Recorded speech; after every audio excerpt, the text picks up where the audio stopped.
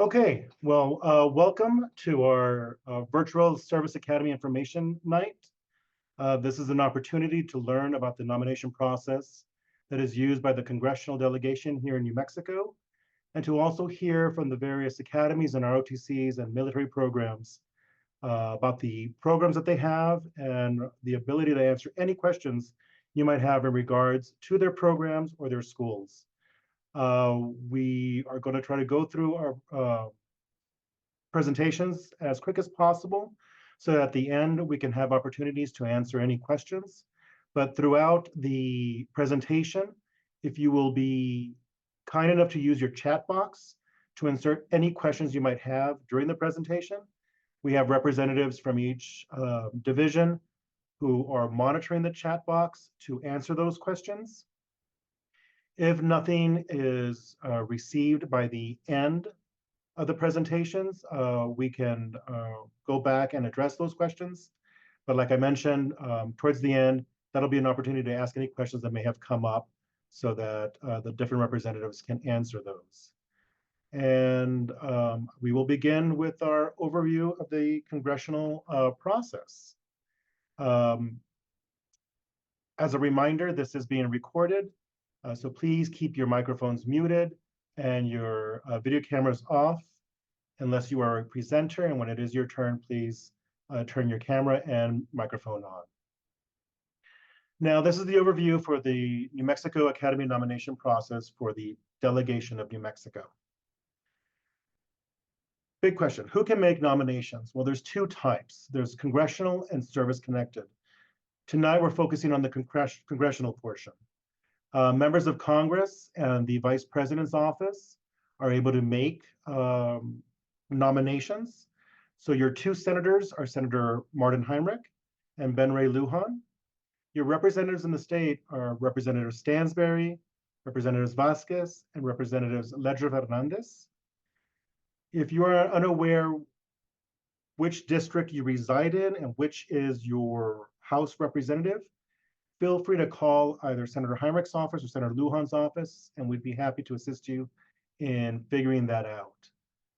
I just want to double check. Can everyone hear me? I just got that someone can't. Yes, sir. I can. You can hear me? Yes, okay. Roger that. If anyone's having difficulty with hearing, please follow the recommendation in the chat box about logging out and re-logging back in. The Vice President's office is also able to make a congressional nomination. To get information on that, please visit Vice President Kamala Harris's website to get that information. Now for service-connected, that's known also as the presidential. These are nominations that are reserved for children of career military personnel. If you fall into that category, I would reach out to the military division of your parent to see what their requirements are.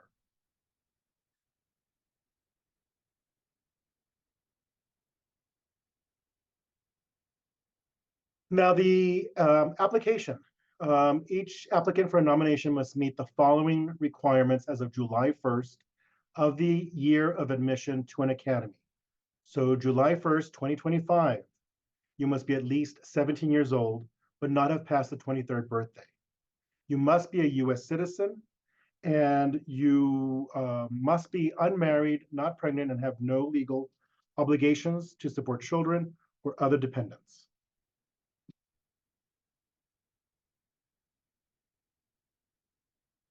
So the application process itself is pretty simple.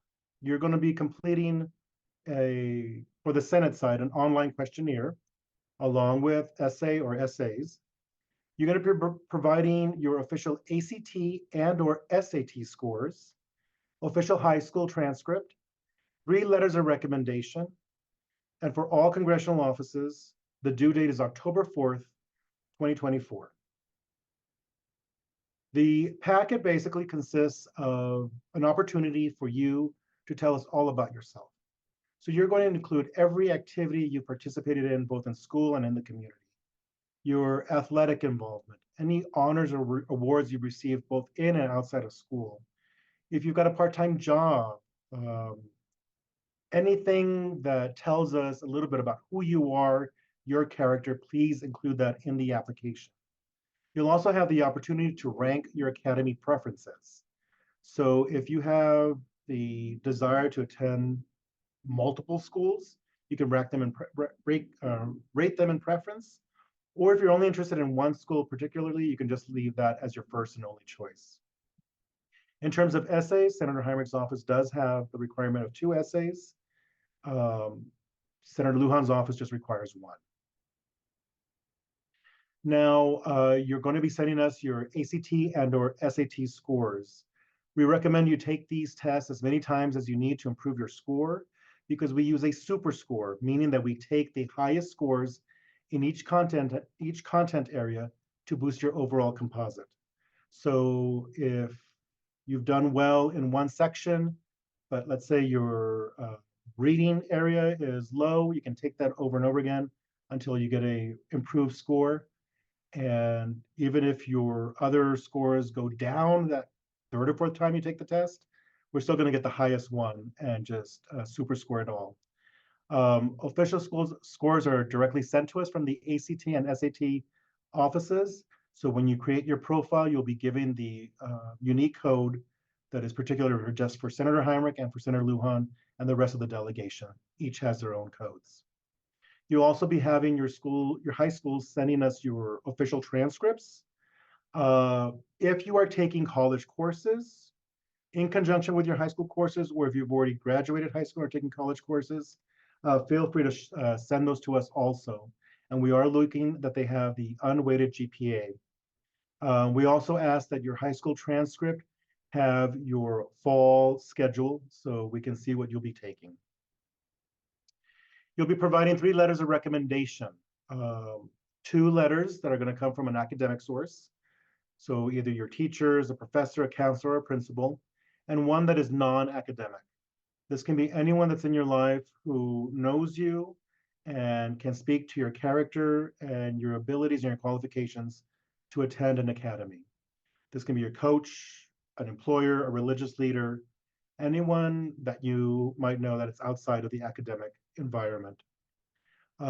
When you create your profiles with each senator's office, you will have a link that you can click on, which will allow you to send an email directly to that person writing the letter of recommendation. They will then be given instructions how to get that letter of recommendation directly to us and into your profile. As I mentioned, both senators have profiles that you will need to create. You can get those through our websites under the Academy section. When you create your profile with Senator Heinrich's office, you will have access to this checklist. This is going to be helping you throughout this process because it's telling you exactly what is needed and whether or not we've received anything.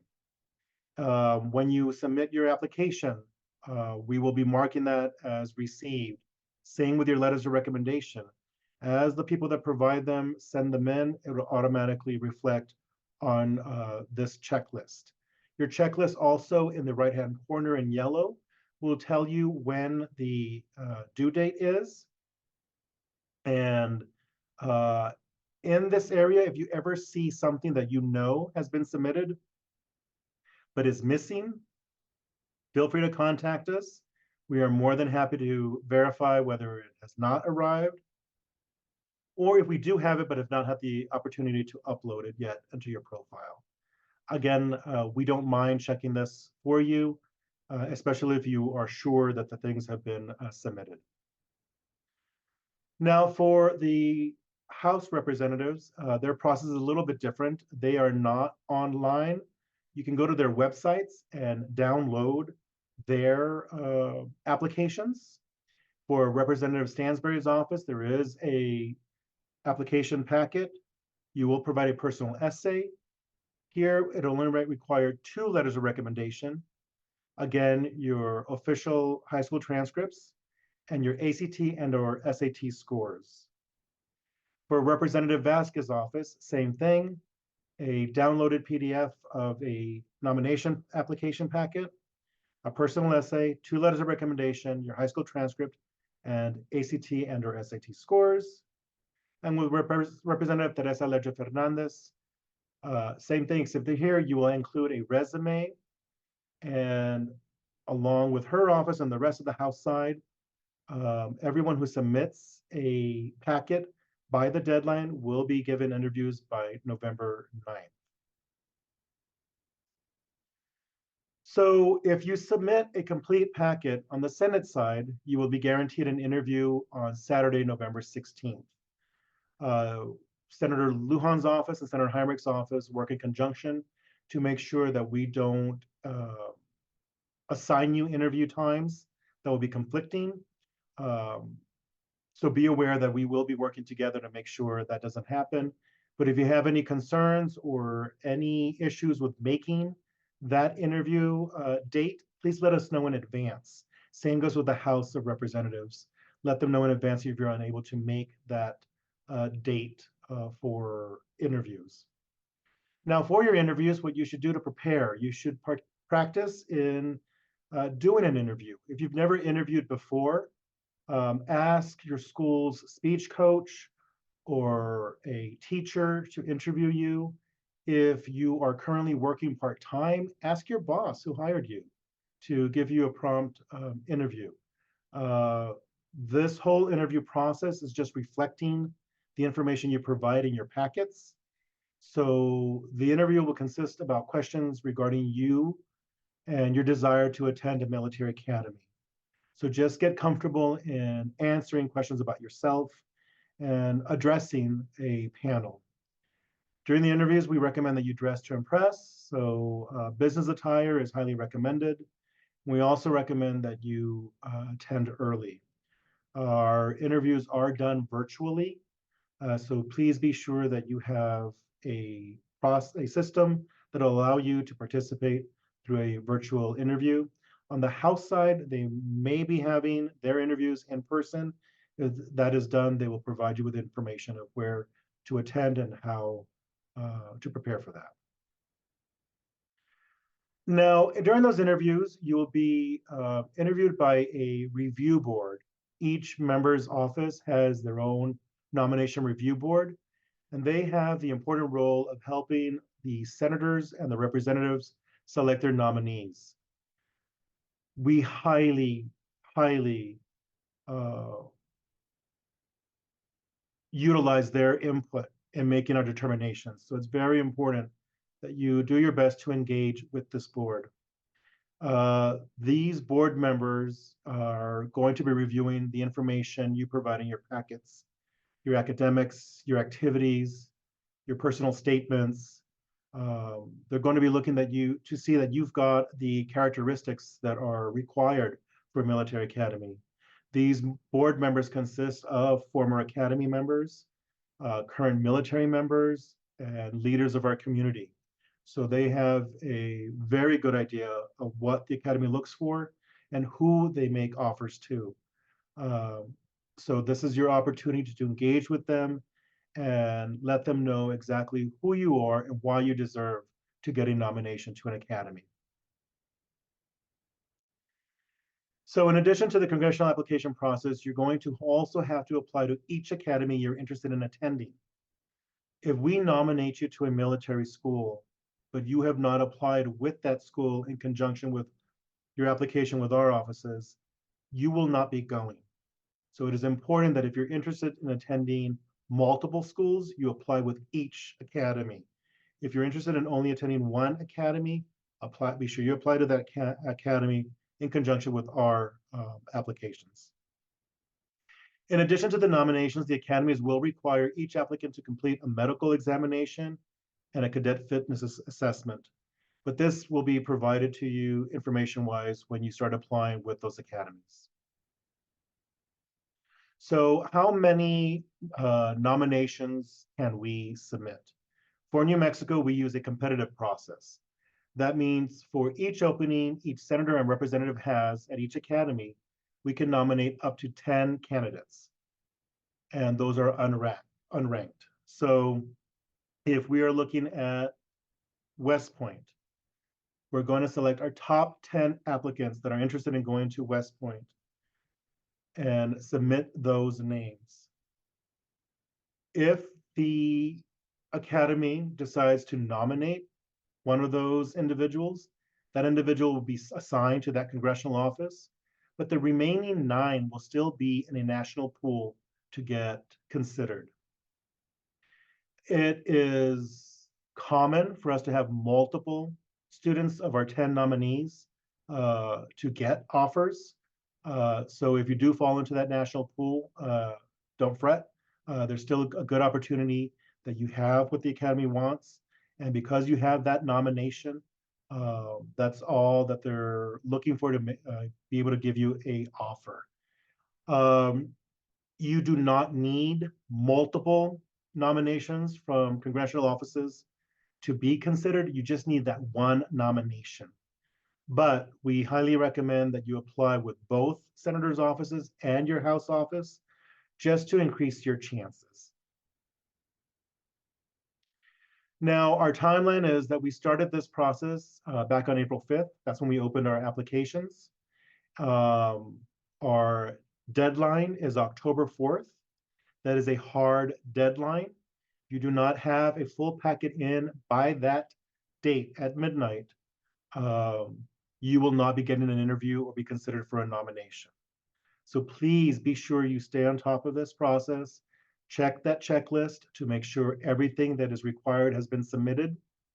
And by doing so, you'll be guaranteed an interview with the Senate offices on November 16th or with the House offices on November 9th. By mid-December is usually when the congressional offices make their announcements of the nominees that they have put forth to each academy. This is a list of the websites for each congressional office. As I mentioned, each website has an academy section. Please visit that section to get information. And if you've not begun your profile for the Senate offices, do so. You must create a profile with each office. It looks very similar, but they are different. So please make one for Senator Heinrich's office and make one with Senator Lujan's office. And now we will go forth with the Air Force Academy for their presentation. Thank you, sir. Just for a quick sound check, can everyone hear me? Yes. All right, sounds good. All right, so hi, I'm Second Lieutenant Ryan Del Rosario, and I'm an admissions advisor for the United States Air Force Academy. So just a little bit about me before we get into the presentation. I'm a class of 2024 graduate, so I just graduated. I graduated with an aeronautical engineering degree, and I'm soon to be a pilot. So I got 92TO, which means pilot trainee for my AFSC. During my time at the academy, I was on a few clubs and teams. I was on the drone racing team, air combat club, the motorcycle club, and the TACSIM club. So that's a little bit about me, but yeah, let's get into the presentation. Slide, please. So what exactly is the United States Air Force Academy? We're a 4-year public university and a military service academy. I'll let you guys read the rest over there, but basically what that means is that you graduate with a Bachelor of Science in your chosen major, and you graduate with a military service commitment for the Air Force Academy or the Space, or for the Air Force or the Space Force for a minimum of 5 years, and it'll be more if you do decide to go to a rated AFSC, which includes pilot, RPAs, which is your drone pilots, ABM, Air Battle Manager, or your combat systems officers. Slide, please. Who's eligible? Essentially, you have to be at least 17 years old, but not past your 23rd birthday. So if any of you guys are enlisted, you still can apply through the LEAD program, but you still have to follow these eligibility requirements. You also must be a U.S. citizen, be unmarried with no dependents, and be of good moral character. If you are enlisted, please just send me a message, and I can direct you to any one of my contacts. Slide, please. So this is the big kahuna slide. Essentially, this is all the stuff that we say is recommended. But before this overwhelms you, essentially the top 3 things is to, number 1, finish your pre-candidate questionnaire as soon as possible. Those are open already, and the deadline is December 31st. You can't get through any of the rest of the candidate phase until you finish your pre-candidate questionnaire. Second thing, for your juniors, take your pre-ACT and your PSAT as soon as possible so you can apply for summer seminar if you want to do that. And for seniors, take your ACT and SAT as soon as possible. And third, take your candidate fitness assessment as much as possible.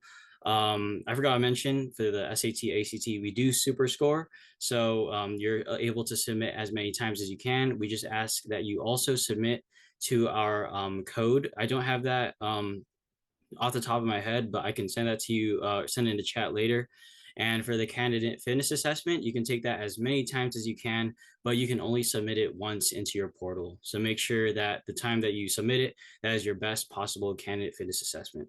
So now starting with the top left, I know it does seem like pretty hefty, like pretty competitive scores, but then again, this is just historical numbers from the class that just came in, class of 2028. So even if you aren't, say, within the range, still apply because you can still shine in other parts of your application, specifically in the physical part and your character and leadership parts of the application. So medically and physically qualified on the top right, you do have to go through the Department of Defense Medical Examination Review Board before you go in. That's going to be a whole separate process. So essentially that's not going to go limited to the deadlines on your portal. That's going to be its own deadline. And then for the candidate fitness assessment, like I said, submit your best possible score. Now on the bottom left, character and leadership, right now is the time to build your portfolio, build your resume, join as many clubs as you can, join any leadership opportunities that you can. Personally, I did Silver Air Patrol, and I was also part of the varsity wrestling team when I was in high school, and the California Scholarship Federation. Sorry, I'm from California, just a quick heads up. But yeah, I was also part of that. So if you guys have that in New Mexico, definitely apply for that, join them, and become active in your community. And that's what we see, in addition to your essay and interview. What's in your character and leadership, like what you have to offer for us. And then on the bottom right, nominations, apply to as many as you can. Everyone can apply for tier 2 U.S. senators, your U.S. congressional representative, and vice president. If you have a military member, or if you have a family member who is in the military affiliated, then you can also qualify for the presidential nomination. And if you are part of an AFJ ROTC honor unit, or if you're just an AFJ ROTC, go ask if you're in an honor unit. They can also provide a nomination for you. But yeah, apply to all sorts for which you're eligible. And if you're putting all your eggs in one basket, if you want to go to the Air Force Academy for sure, make sure you say that you want the nomination to go to the Air Force Academy. Next slide, please. And yeah, so you must complete your application to compete. Even if you don't make it the first round, say you got the rejection letter. However, there is the opportunity that you can join the Air Force Academy Prep School, or you can be invited for a Falcon Foundation scholarship. So slide, please. These two things are essentially what people who are they're highly qualified, but just like right at the edge of being competitive enough for the incoming class. So the Air Force Academy Preparatory School is a 10-month program, and it's fully funded, full ride. Essentially, this is what you can do to show that you're competitive, but you will have to get a nomination once again in order to gain admittance into the academy. The Falcon Foundation is a partial scholarship, so you will get paid to go to one of the 5 civilian preparatory schools, and it doesn't guarantee, these two options don't guarantee that you'll be admitted, but if you do want to be admitted, you have to perform and excel in these areas in your time at the preparatory schools, and you still have to get a nomination if you want to be admitted to the Air Force Academy. Slide, please. All right, so now that we're done with all the business end stuff, we're going to get to like the cadet experience. So we're measured in 3 areas during our time at the academy. It's our military, academics, and athletics. They're all measured on like a 4.0 scale. So like think about your GPA, but it's going to be in these specific categories. So military, it's going to be based on like essentially how you march, your disciplines. So that's going to be your inspections and all that. Academics is going to be your usual classes and all that. And then athletics is going to be from physical fitness assessments and your PE classes. And it's all built on the foundation of character, leadership, and honor. Slide, please. So military development, basically BCT is first thing you're going to do when you get there. 6-week program. The slides are I'll see if I can make it available to you guys. I'll send my contact information in the future. I know I'm going really fast, but so I can give time to other people. But yeah, hit me up, send me a private message if you want the slides. We have professional military development. So the picture there is our National Character and Leadership Symposium that we have every year. We have combat survival training on the bottom left. That's going to be qualifying you for the survival and evasion portion of SEER training, if that's what you need to do in the future. But all cadets do have to go through that. And you have operational exposure. So we'll send you for one summer to a military base, an Air Force base around the nation, or even overseas, so you can get some on-site like experience shadowing others. Slide, please. So some things that we have to offer is that we're currently the #1 aero and astro engineering program, and we're the #2 top public school. And we have a very low student to faculty ratio, if that really interests you. And we have the #1 most funded undergraduate research institution. So for me, for summer, I went to General Electric Aviation, and I was able to work on some of the jet engines that they actually put on the Boeings and Airbuses, and it was pretty fun, really exciting experience. Next slide, please. Here are some of the majors that we offer and some of the minors. For the majors, you can see that not all of them are STEM. So don't think that if you get into the Air Force Academy, you have to take a STEM major. We do have some humanities and social sciences if that does interest you.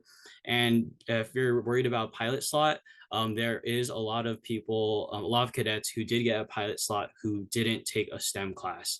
And for minors, if you take a foreign language, then you will also have the opportunity to go on summer immersion or foreign exchange program to help develop that language and essentially your profession in another language. Next slide, please. So here's some of the athletics. Basically, the main thing that we get tested on is the PFT and AFT.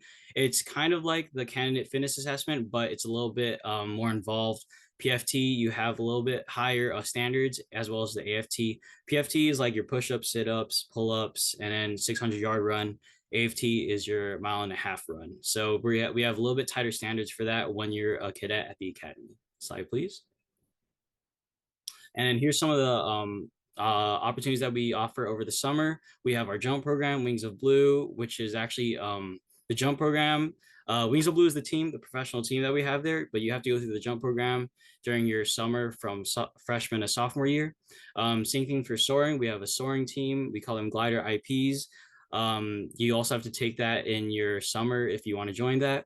And then we also offer Space Force summer programs, including cyber and space. As you can see on the bottom right, you do get the chance to go on Azimuth, which is a zero gravity environment and a scuba license like training program. It's super exciting. I had a few friends that go and it's really fun. But yep, slide please.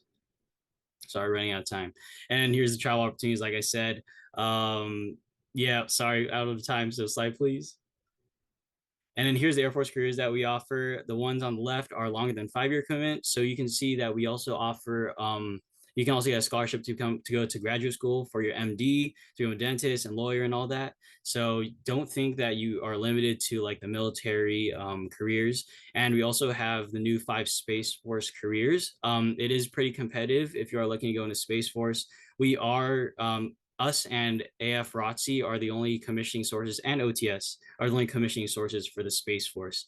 So if you're looking for a Space Force, we are the route. I know it's kind of confusing sometimes because Space Force is new, but yeah, we have those 5 jobs for officers. Next slide, please. And so where do you guys start? So sophomores and freshmen, unfortunately, you can't start anything just yet, but just do the join as many community involvement as you can, excel in your physical, academics, and just your involvement. Juniors, finish or apply to summer seminar if you can. You do need your PSAT and your pre-ACT, and the application opens 1st of December. So mark down your calendars if you want to do that. And for seniors, finish your pre-candidate questionnaire as soon as possible. It's open right now, and that's going to give you your chance to go into the full candidate phase where you can see all the deadlines and everything you need to do. The deadlines are different for everyone. It's specific per person, so I can't give you the specific deadline dates. But yeah, that's all I have. Thank you very much. And I'm handing it over to Captain Tootle for AF ROTC. All right. Good evening, everybody. Can everybody hear me, see me? Okay. Good to go. Yes. All right. Good deal.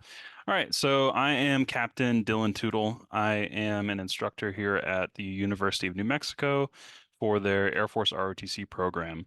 So, in addition to many of the things that was mentioned for the Air Force Academy, sort of the quick and dirty of what we offer is you go to school, traditional uh, college lifestyle, and going through your degree program, and then you take a couple of additional classes along with physical training and what we call leadership lab, which is where you learn to march, customs and courtesies, things like that. And then once you graduate, you are commissioned as a second lieutenant.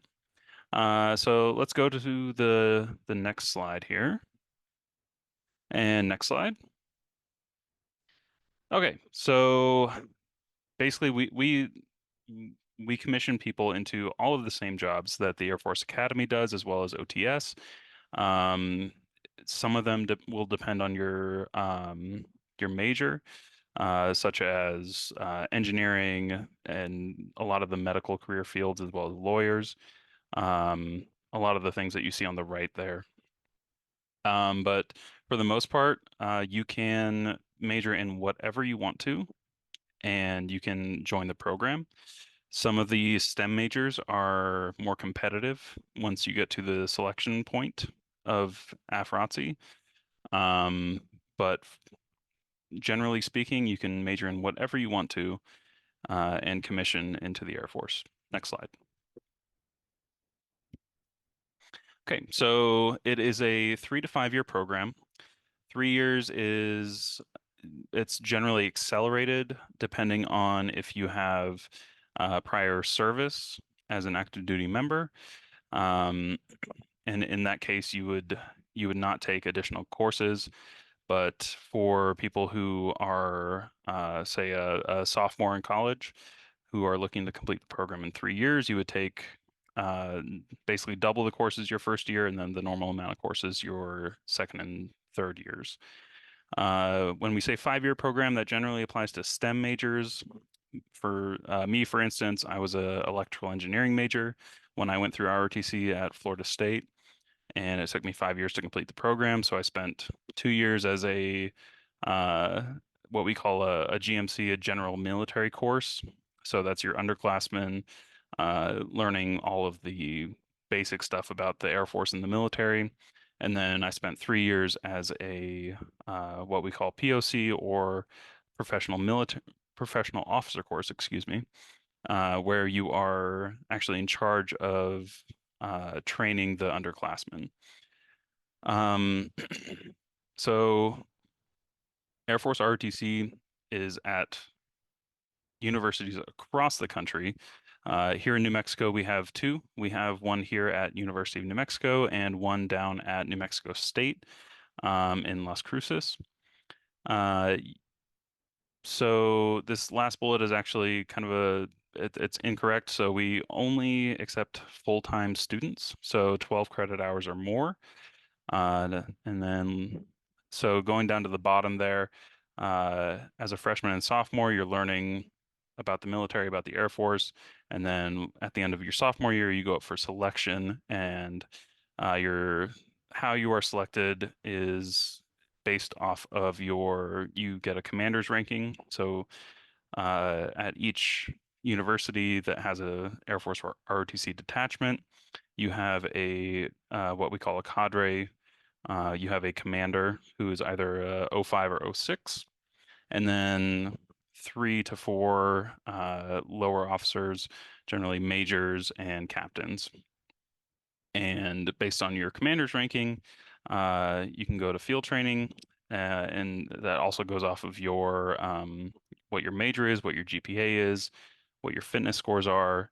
And then once you get selected for field training, go to field training and graduate field training, you come back as a upperclassman, and you are in charge of training the lower classmen cadets. Once you graduate, you pin on your butter bars and become a second lieutenant. Next slide. Okay, so a lot of the new opportunities that we offer in Air Force ROTC, things that have changed in recent years, is that we do offer scholarships to all upperclassmen cadets, every single one of them who meets the requirements for grade point average, uh, fitness scores, and it's one other thing I'm forgetting. But bottom line is we do offer scholarships for every single upperclassman. And for you all on this call, we do offer high school scholarships as well. So the deadlines for those are coming up quickly, very similar to the Air Force Academy deadlines. So there's two separate boards. One of them, the application cutoff date is October 18th. The other one is March 14th. I would highly recommend that you, if you are interested, um, even as just a backup plan for, like, you say you want to be an officer, you want to go to the academy. There's no guarantee that you will be selected for the academy, but we do offer high school scholarship programs where you come in, there is no service commitment whatsoever for the first year. Basically, if you come in, you don't like it, spend the first year having your college paid for, you can exit the program with no service commitment. The caveat to that is that after that first year, you do what we call a contracting. You take an oath. You're technically a member of the armed forces as a reserve officer trainee. And at that point, there is a service commitment involved with that. And the same thing goes for our non-scholarship cadets who once they go to field training, that's when you become contracted. And once you go on scholarship, basically once you're getting your college paid for, after that first year, you are considered a member of the armed forces and have a service commitment. Okay, so another one of the benefits that we offer, so sort of a new thing, is during field training, you go for 3 to 4 weeks, depending on how long the Air Force decides to make the training for that year. And after that, depending on whether you're going Air Force or Space Force, you will either go to a Space Force immersion program or an Air Force immersion program. So going to an Air Force base or a Space Force base and basically going alongside people who are doing the job, and sort of learning the ins and outs of how life is in the military. All right, next slide. All right, so mostly covered all of this, full tuition and fees, especially for the upperclassmen, but it's also an option. You can go up for scholarship in between your first and second years as well, what we call the in-college scholarship program. So high school scholarship, and then everybody who is a junior or senior who meets the requirements that you see on the right there is on scholarship. Next slide. All right, I will turn it over to the Army. If there are any questions, post them in chat. I'll be on the call till the end. And I will also post a picture of my business card if anyone wishes to reach out to me. Thank you all.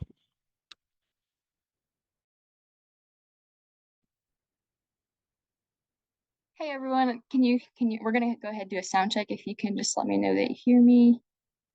We hear you loud and clear, Yes. Lieutenant. Okay, awesome. My name is First Lieutenant Brooke Carnahan. I'm with West Point Admissions. I graduated from the Academy in 2021 and then commissioned as a signal officer. I was stationed at Fort Liberty in North Carolina as a platoon leader and executive officer, and then a battalion of 6, which is basically being in charge of the battalion's networking, communications, that kind of thing. And I just started here in admissions in this past June. I'm originally from Chino Hills, California. A little bit about my path to the academy. So I found out about the service academies my junior year of high school from my dad, actually, who is enlisted Marines. And I had no idea what I wanted to do in high school. And so he suggested trying a service academy because it was going to be free. So that was kind of my big draw to one of the service academies. And then at the end of the day, I wanted Army over any other branch. So that's kind of a little bit about my path to the academy. You can go ahead and hit the next slide, please. A couple notes before we start. We had a couple changes to the application process for this upcoming cycle. So the ACT and the SAT, we no longer require with writing. So we just need your ACT and SAT scores. We no longer require the writing portion. And then we no longer require the push-up video for the CFA. So the only thing that you need to submit as part of the CFA is going to be your pull-up video. And then we no longer require a physical education evaluation. So the only evaluations that we need are going to be one from your English instructor, one from a math instructor, and then one from a science instructor. And that's going to be either chemistry or physics.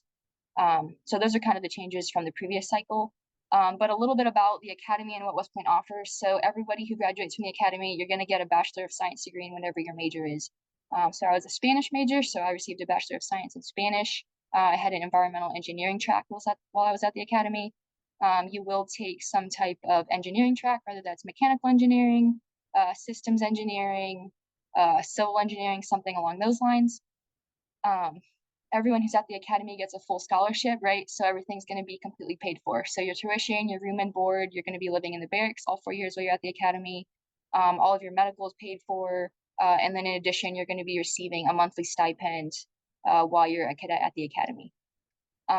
You can also do your first 2 years, what kind of like how I like to say is for free at the academy. So before you go into your junior year at the academy, you'll do what we call affirmation, and that's where you'll affirm your desire to finish your last 2 years at the academy and then commission into 5 years active service beyond graduation. So after graduation, you'll do 5 years on active duty.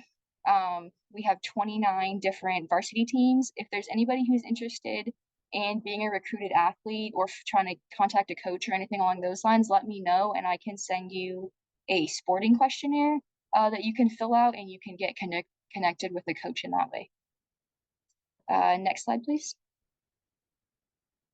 Okay, a little bit about campus. West Point was originally founded in 1802. The picture that you're looking at is kind of the main area of campus. That's where all of the classrooms are, the barracks, a lot of the sports fields. We're sitting on about 16,000 acres. A lot of that is training area that a lot of the cadet summer training takes place on, which I'll get into in a little bit here. And then we're also America's first military academy and engineering school. Next slide, please.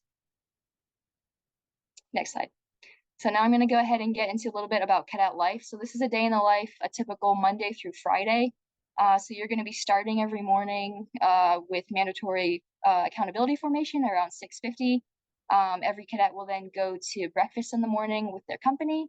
And then you'll have class time from about after breakfast up until about lunchtime. And then cadets will eat lunch together in the mess hall. You'll have afternoon classes, and then every cadet at the academy is an athlete, so you'll do some type of athletics, whether that's if you're a part of a D1 team, or if you're part of a club team, or what we call a company athletic team, you'll do some type of sports practice or club practice. And then the rest of your time in the evening is yours to do homework, or if you're part of a club, you can go be part of that. I'm going to talk a little bit about weekends. So we have different types of weekends. We have what are called AD weekends, which are your dean's weekends.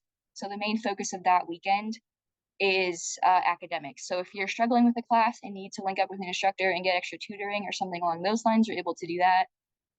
We also have what are called AC weekends, which are your commandant's weekends, and that's where the focus of the weekend is going to be military training. So you'll wake up, do PT with your company, you'll do a ruck march or land navigation or something along those lines. And then we also have what are called B weekends, which are just your free weekends. You can take pass, kind of spend your time wherever you choose to, whatever you want to do. But that's a little bit about a day in the life during the week, and then also kind of what the weekends look like as well. Next slide, please. Okay, so this is a sample class schedule spanning the 4 years that you'll be at the academy. So your first couple years you're at the academy, you're going to be taking a lot of your general education classes, so English, science, that kind of thing. You'll notice every semester you're at the academy, you're going to be taking a Department of Physical Education class. So you're going to be taking boxing, combatives, military movement, health fundamentals. You'll do a lifetime sport class as well. So I had basketball, so I took that as a class while I was at the academy. So you'll do some type of PE class every semester at the academy. And then you'll also notice you'll take a military science class every semester at the academy. And that will just be building on the fundamentals that you'll be learning during cadet summer training. You'll declare your major at the end of your plebe year, which is at the end of your freshman year, right before you go on spring break. And then once you hit Cal and first year, which is your junior and senior year, you'll be able to start taking more of your electives and major classes and things like that. We don't have any lecture halls, so all of our classes are approximately between 12 to 15 students. I think that's something that's really helpful, especially as you're kind of getting into the swing of things, your plebe year. It's really nice to have that personal relationship with your instructors. So I think that's something that just service academies in general do really well. I think that's really helpful. Next slide, please. Okay, so 36 different academic majors. We're going on 37 here soon. We're going to be adding aerospace engineering to this. A lot of these majors, there's a good mix between humanities and engineering, math, science, kind of everything in the middle there. I'm going to get into branches here in a little bit, but you'll do an engineering track as well where you're at the academy, like I previously mentioned. So that's mechanical engineering or civil engineering or something along those lines. And then you'll receive a bachelor's of science in that as well. Next slide, please. Okay, so this is a roll-up of the D1 sports that we offer. Again, for anybody who's interested in being a recruited athlete or anything along those lines, let me know and I can send you the coach questionnaires. Everyone will do or take part of some type of sport while they're at the academy. So this is just a roll-up of the D1 sports that we offer. Next slide, please. Okay, the club sports, kind of how I like to think about them is that they're the D2 version, so they're not as competitive as D1, but you do need to complete a tryout in order to make those teams. I was part of fencing while I was at the academy. We got to travel to Canada and compete against them, which was really fun. So there's a lot of traveling opportunities with a lot of the club sports. So I'd highly recommend if you're able to try out and compete for those to do that. And then the intramural sports, those are conducted within the company that you're assigned to, and then the companies compete internally for the brigade championship. So I also did company athletics, soccer, and volleyball while I was a cadet as well. Next slide, please. Okay, 127 different cadet clubs. So there's kind of a mix of everything, academic, religious, sports, military clubs. We'll have what we call club night at the start of every year. So we just had it last year. We'll have all the clubs have tables set up in iCall, and you're able to filter through and kind of talk to all the tables and just talk to the cadets and sign up for tryouts and just get more information on what you're interested in. And cadets, yeah, just a really good experience. There's a lot to get involved in while you're at the academy. There's lots of opportunities for travel. So I'd highly recommend getting involved. Next slide, please. Okay, so a little bit about the 4-year military experience. So your first summer you're at the academy, you're going to be doing cadet basic training, and that's about 6 weeks long. So you're going to be learning what it is to be a soldier, right? So you're going to be learning about the ranks, how to march, how to wear your uniform correctly, how to do land navigation, you're going to be doing ruck marches, PT in the morning, and just really setting a foundation for what your life is going to be like once you actually commission and you're in the Army. Your second summer at the academy, you're going to be doing cadet field training, which is 4 weeks long, and that's building on all those fundamentals that you learned the previous summer. Just a quick note about the summers. The summers are going to be as busy as you want them to be outside of the graduation requirements. So there's opportunities to do internships, to do additional military training like airborne or air assault. You can compete for those slots. So you really have the opportunity to fill up your summers and make them as busy as you want, or a lot of cadets will just take leave and go home or travel. But that's kind of whatever you want your summers to look like. And then your third and fourth summers while you're at the academy, you'll do cadet leadership development training, which is kind of the capstone military training that you'll do as a cadet. So you'll go out into the field and complete that out at Camp Buckner.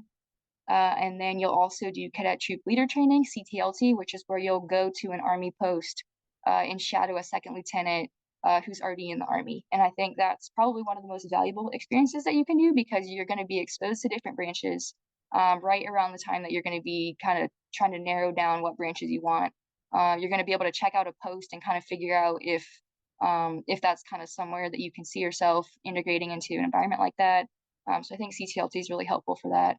And then you'll also do a cadet leadership detail. So all of the previous training, like CBT and CFT, that's all cadet ran, and giving upper class cadets the ability to mentor and coach younger class cadets. So that's something that you'll have the opportunity to step into once you hit your 3rd and 4th summer at the academy. And then, like I said, there's a bunch of internships and other military schools like Airborne and Air Assault that you're able to compete for slots for as well.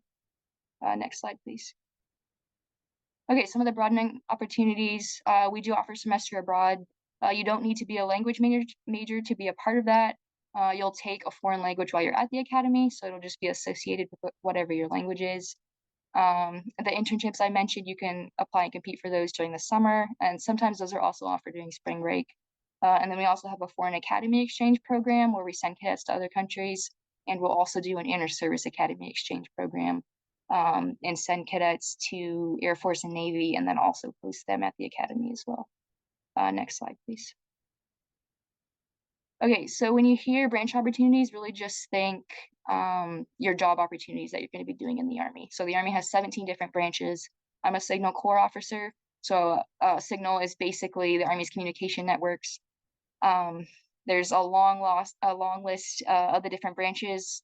This week is actually branch week at the academy. So all the different branches are here and they're hosting representatives, and the cadets are able to talk to them and ask them questions and kind of figure out if each of those branches is something that they're interested in. Yeah, there's just a lot of good opportunities throughout summer training to really kind of narrow down what you're interested in and what your focus is. Kind of how branching works is that by the time you're a firstie, which is a senior at the academy, you'll put in your branch preferences. You'll rank them from 1 to 17.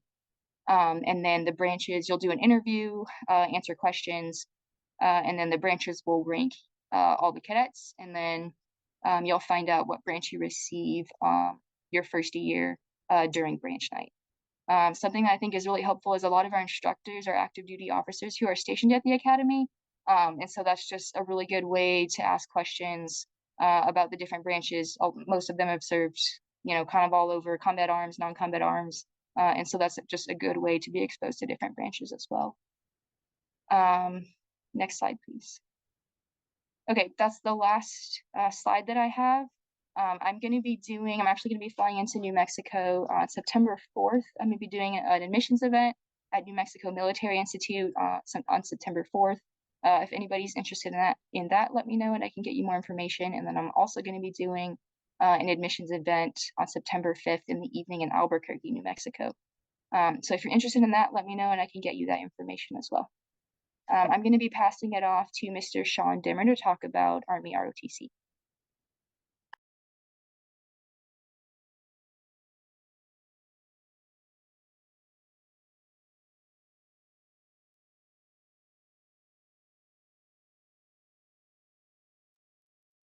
Sir, are you on? Are you able to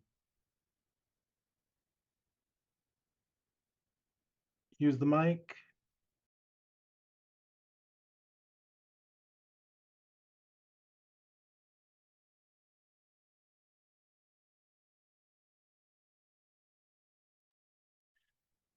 So I know he's logged on. He might be having some difficulties at the moment.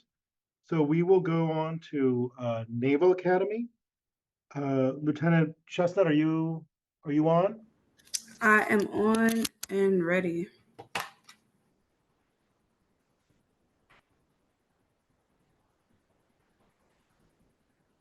All right. Hello, everyone. My name is Lieutenant Troy Chestnut. I am the admissions counselor for New Mexico here at the Naval Academy. Next slide, please. So my first slide is actually missing, but the Naval Academy is located in Annapolis, Maryland. It's downtown Annapolis, so very much inner city. We're located 25 miles away from Washington, D.C., 25 miles away from Baltimore. So that puts us near 3 major airports. And this is important because if you have friends or family that wants to come by and visit or fly in and visit, they can shop around for a plane ticket. They're not stuck to like one price, right? So great opportunities there for, your family to kind of come and see you. Different services that we have available to our midshipmen, right? So we have like the midshipman store. We have a cobbler, which is like shoe repair. One thing I love to highlight is our Midshipman Development Center.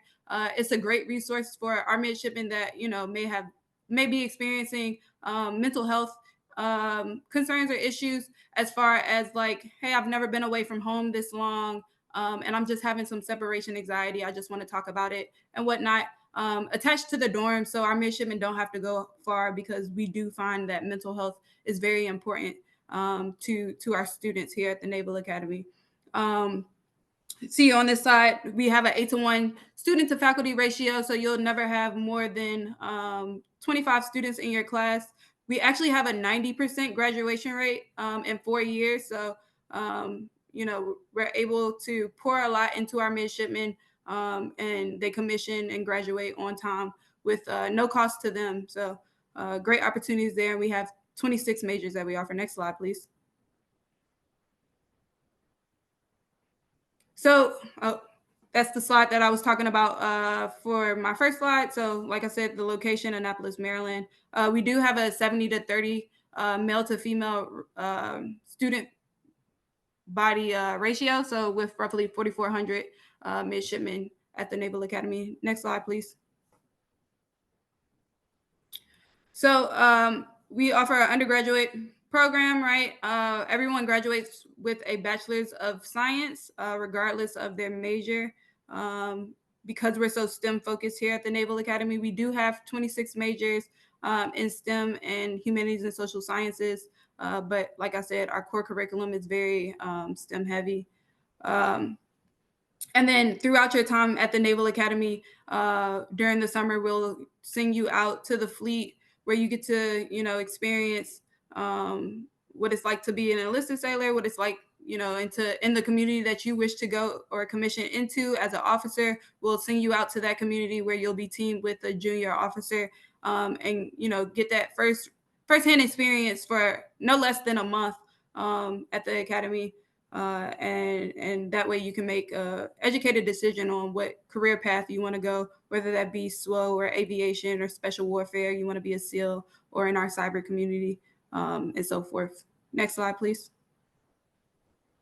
So these are our 26 majors that we offer, with foreign area studies being our newest one. One thing I love to highlight also is that your major does not determine with what community you go into. So the example I love to use, just because it's the first thing on the list, right? Say you major in aerospace engineering, it doesn't necessarily mean that you have to go to the aviation community, right? You could be an aerospace engineer, but go into the Marine Corps, be a surface warfare officer, et cetera. So, you can just major in anything and still do anything in your time in the Navy or the Marine Corps. Next slide, please.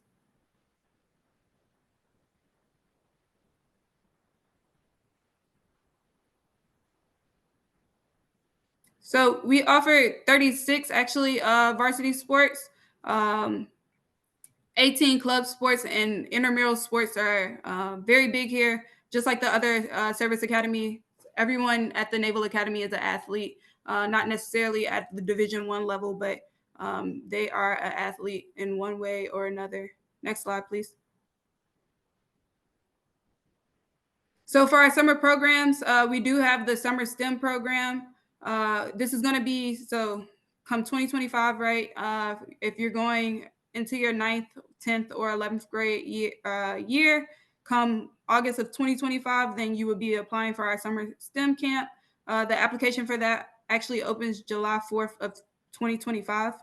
And then our summer seminar application is for students that are going to be rising seniors. So you would be high school class of 2026. The application for that, again, opens January 4th of 2025.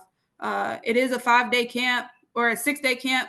The program fee actually went down for our summer STEM camp, so it's only $700, which is still expensive, but we do offer financial aid and tuition as far as financial aid for tuition and travel if need be. And then our summer seminar program fee also went down, so it is $550 for the camp, but we do offer financial aid to cover the program fee and or travel as well.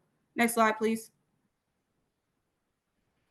So for our online application, so the candidate will be responsible for providing or completing their preliminary application, which is like your personal data. You'll do a personal statement as far as like we give you 2 prompts, essay prompts, and you'll write towards those essay prompts. You'll take the candidate fitness assessment, which consists of pull-ups, push-ups, sit-ups, 2 different types of runs, and a basketball throw.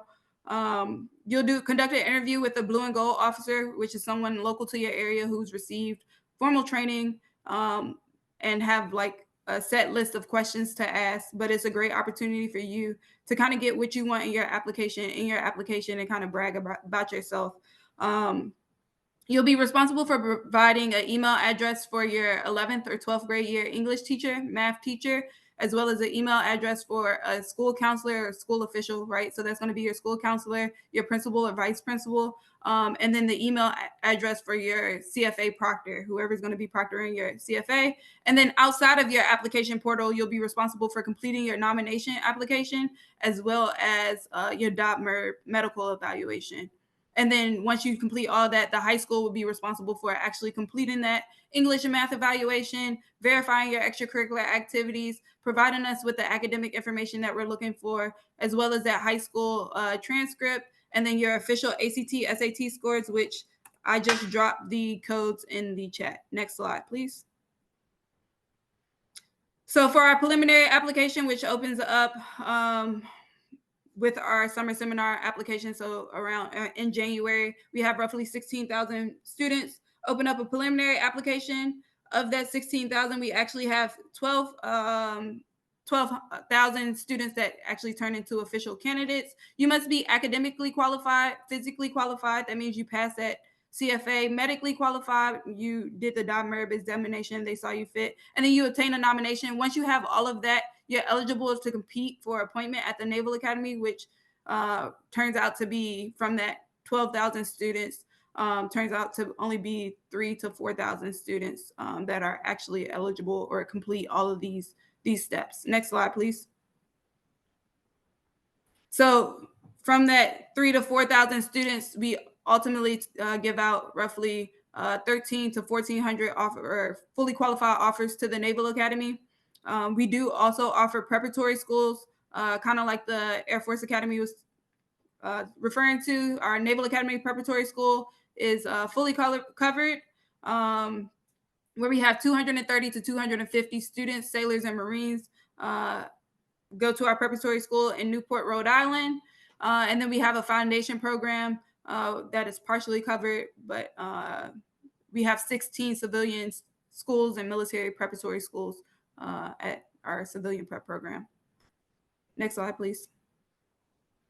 So advice from our admissions team: we like to see students take pre-calculus, calculus, chemistry, and physics. I like to jump down to the 4th bullet point. If you're able to take those classes at an AP honors, dual enrollment, IB level, and do well, not jeopardize your grades, we love to see you challenge yourself just to help us build the confidence because your first semester here at the Naval Academy, you will be taking Calculus 1 and Chemistry 1, and our program isn't easy, right? So we want to know that we are setting you up for success by making sure that you have been exposed to these things prior to your time here at the Naval Academy. There is no minimum GPA to get into the Naval Academy, but we do ask our students to strive to be in the top 20% of your class. We do also understand that not all schools rank their students. So if your school doesn't rank, that is okay.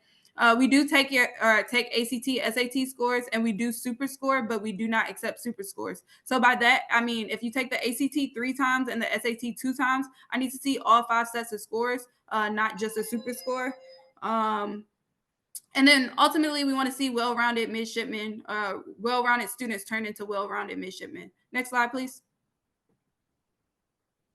So top 5 reasons to go Navy, right? So full scholarship, guaranteed employment, the location. If you haven't been to the Naval Academy, please reach out to me via the email that I posted in the chat, and we will try to find a way to get you to the Naval Academy so you can see that we are in a beautiful location.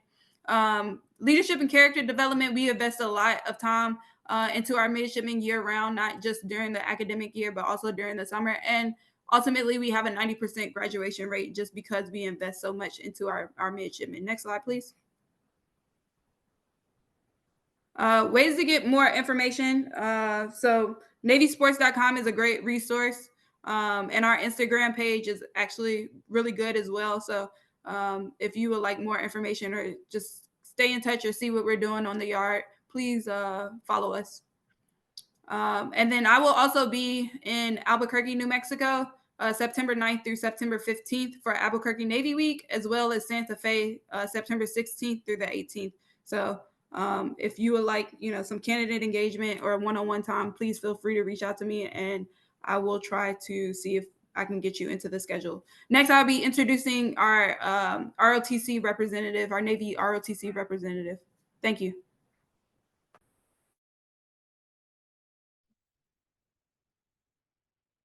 Hey, good afternoon, everybody. Can everybody see me well?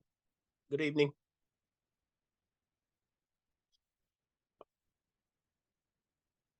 Comms check. Loud and clear, sir.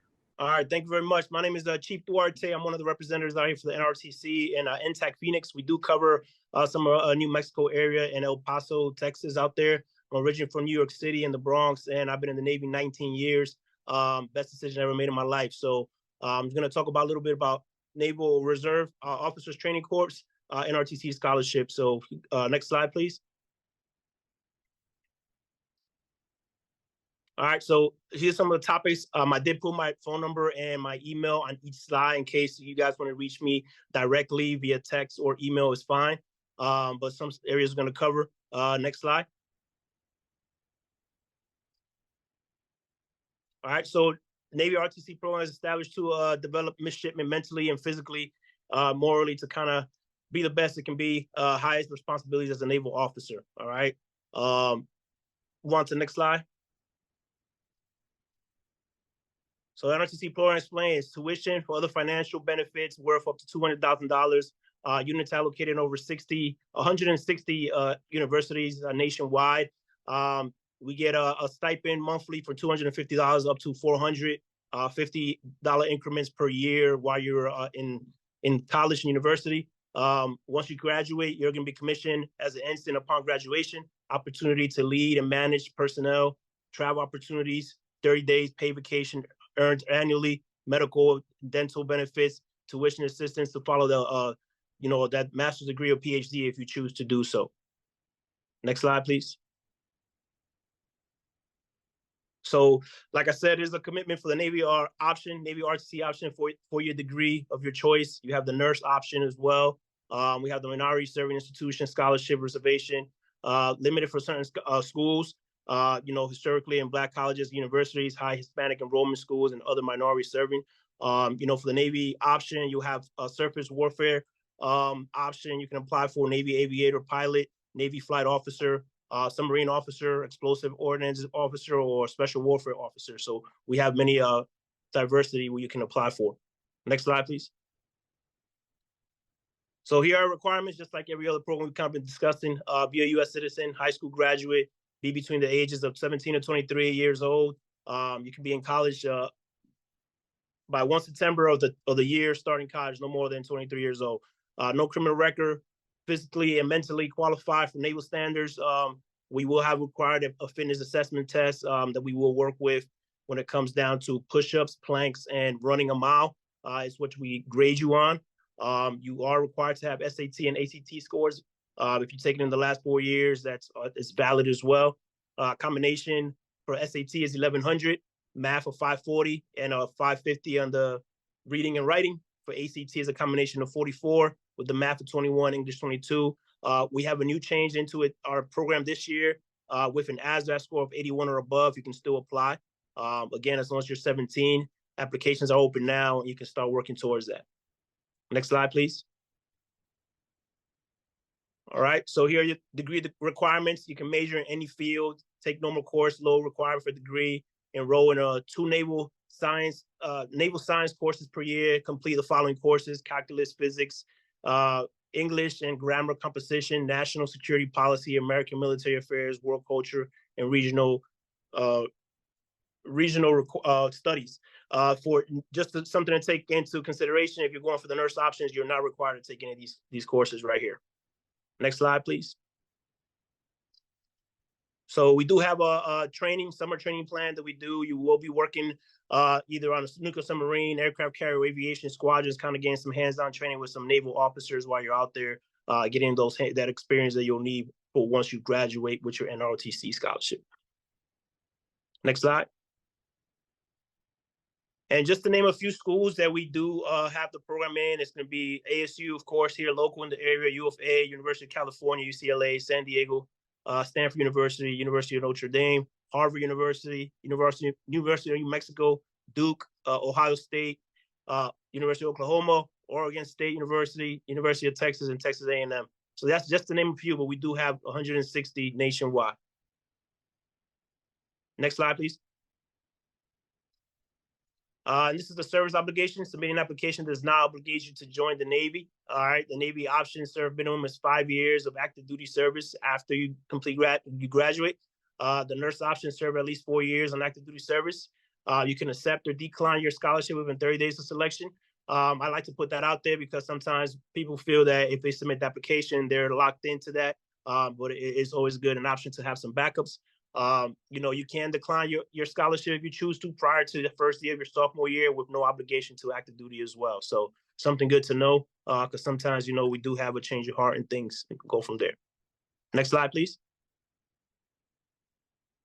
And I wanted to include a little bit of annual salary based on our closest naval base nearby. As an 01 as an ensign, under 2 years, your base pay starting off is $3,826. San Diego basic housing allowance for single. Average right now is $3,153 with a total per month of $6,979. Again, with the annual income right there, averaging $83,000 plus. Then, going through the years, over 4 years, 03 lieutenant, base pay starting off $6,800.06. San Diego allowance, once again, use that one as reference. Single BAH is $4,161 right now with a total per month of $10,000 plus. So annual income is a little bit over $131,000, to come in with that. All right, next slide, please. And how to apply. So just go on NetFocus, complete applications they're being accepted from April 1st. We are in that window now. Our last day will be January 31st. Boards will commence starting October 2024. I apologize for the typo on that slide. But at the end of the day, it will be some requirements that we'll need. High school transcripts is needed.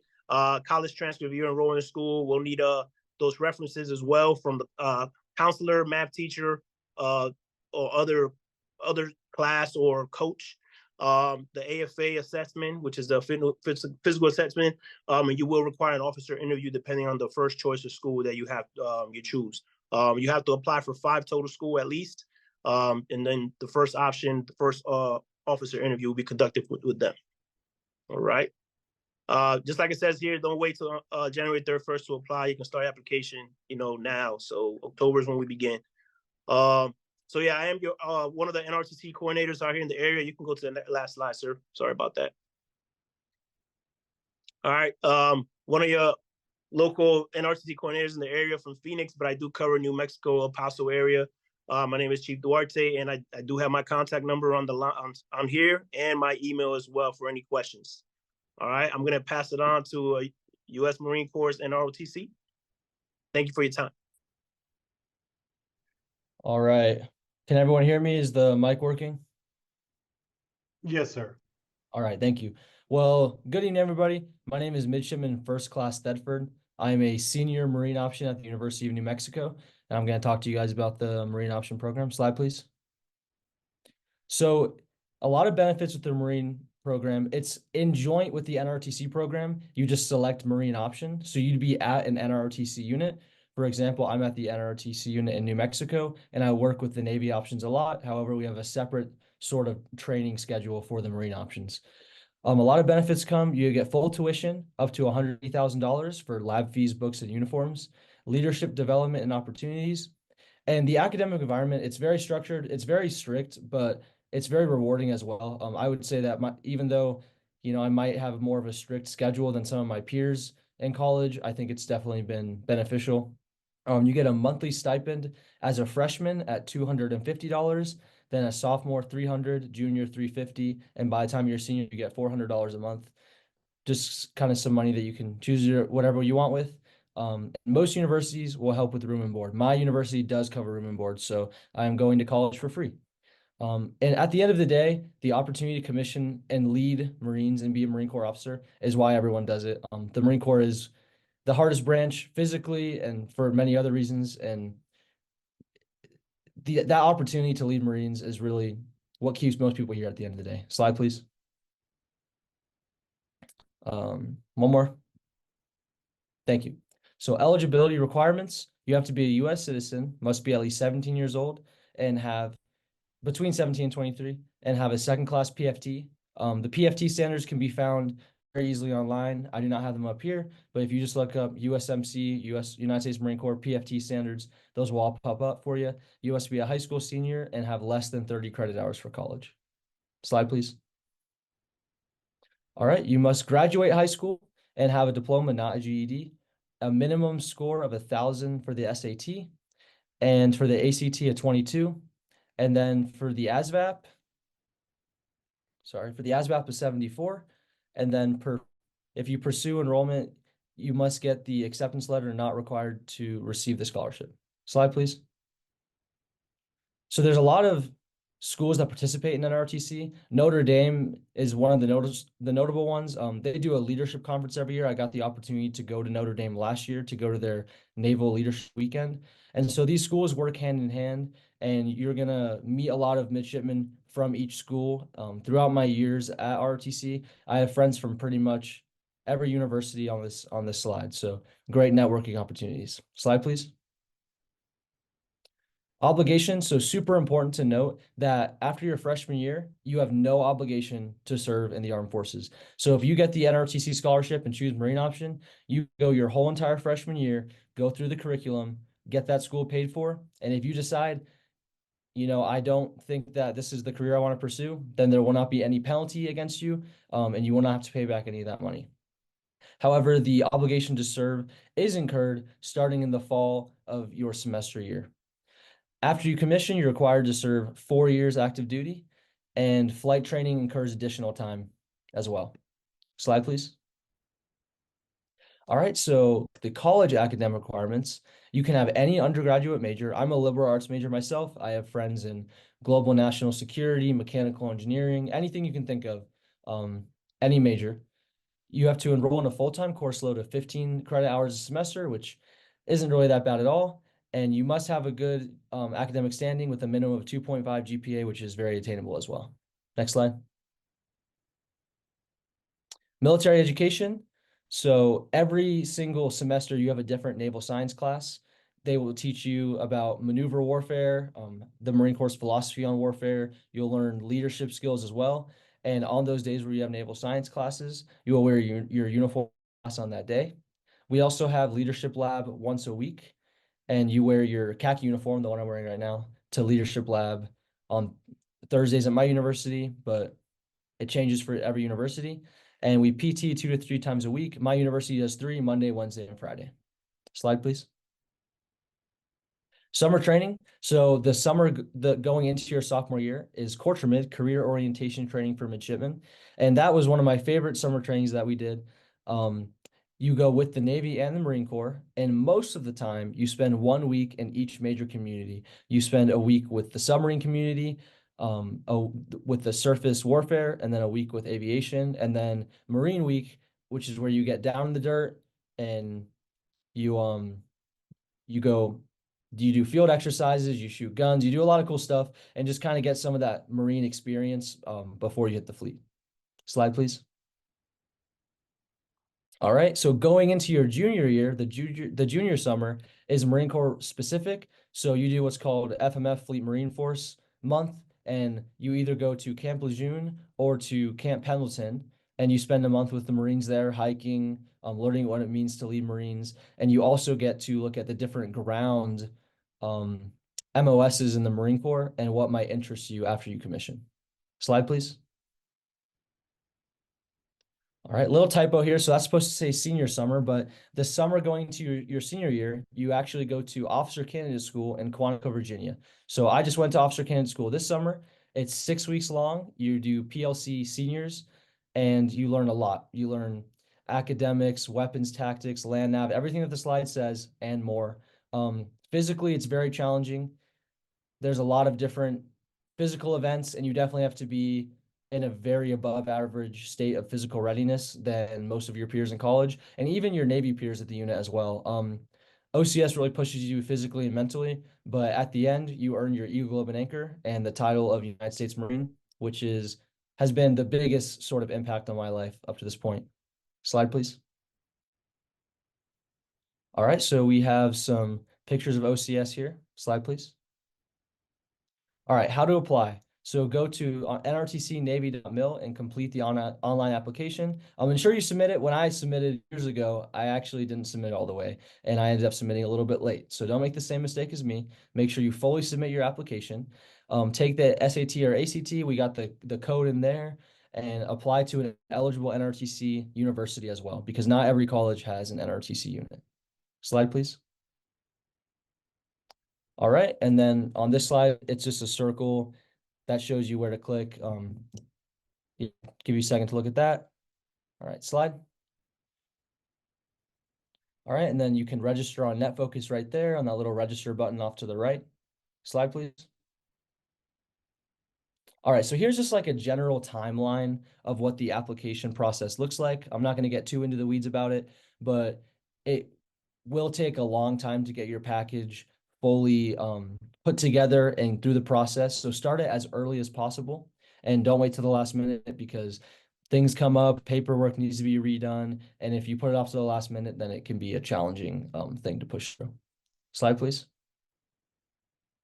Contact information. So I'll put my phone number and email in the chat, but the MOI, the Marine Officer Instructor here at UNM, this is his contact information, Captain Raymond. His call sign is Brick. He's a Osprey pilot, and that's his email and phone number there, as well as the recruiting station for Albuquerque, their phone number there. And you can always find more information at nrtcnavy.mil. At this time, I'm going to pass it off to the U.S. Merchant Marine Academy and Lieutenant Alexander. Thank you so much. Good evening. My name is Lieutenant Olivia Alexander. I am the admissions officer for USMMA for the Western Territory. You guys have so many great opportunities here in front of you. I want you to consider each academy, each ROTC option and prep school. There's a lot of great offerings here. I'm so excited to bring this information to you. So let's get into the presentation. Next slide, please.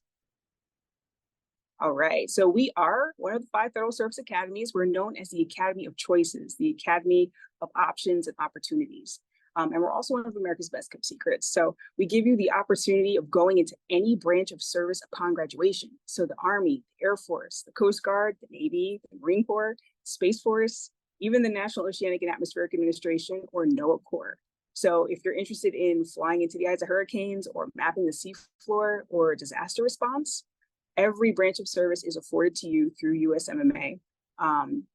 Even NOAA, if you're interested in a combination of commissioned service and scientific expertise.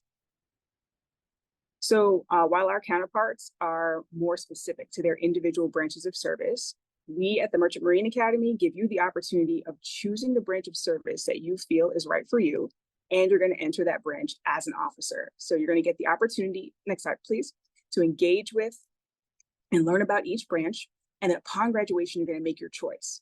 But another facet of this best kept secret, right, is that we're not mandating that you go active duty. You certainly can, but we're not mandating that you do. So upon graduation, you will serve in the military to fulfill your service obligation, but you can serve in a reserve capacity.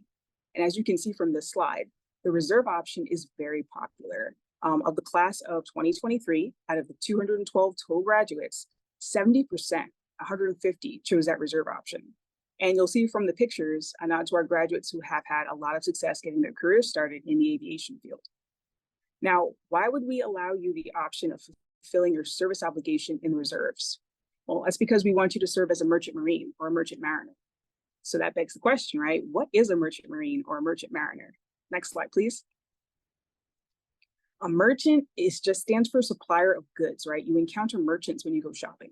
Marine, not to be confused with the Marine Corps, stands in for nautical or maritime, right? Think marine operations.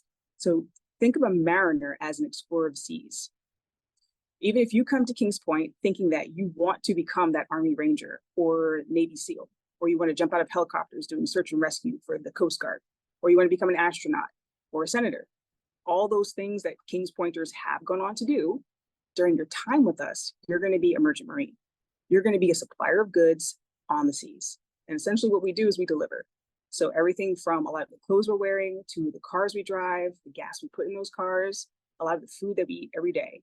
If it's not made, manufactured, or grown in America, there's a good chance that a merchant marine has had their hands on it. We are marine transportation, logistics, shipping, and supply. So to quote our superintendent, Vice Admiral Joanna Noonian, she says, we feed the world, drive the machinery of the international marketplace, and protect America and her allies. So it's an inherently civilian industry with a lot of our graduates working on US flag vessels for private corporations, but it does have its defense applications, right? So we are the supply line of the armed forces. We deliver the weapons, bombs, bridges, tanks, ammunition, all the meals, assisting the military in moving the large equipment. So without the merchant marines, troops wouldn't be able to get their jobs done overseas. Merchant marines are completely relied upon, but certainly not well understood. Next slide, please. So to give you an idea of some of the industries served by our grads, let's talk about the maritime industry. The maritime industry is vast.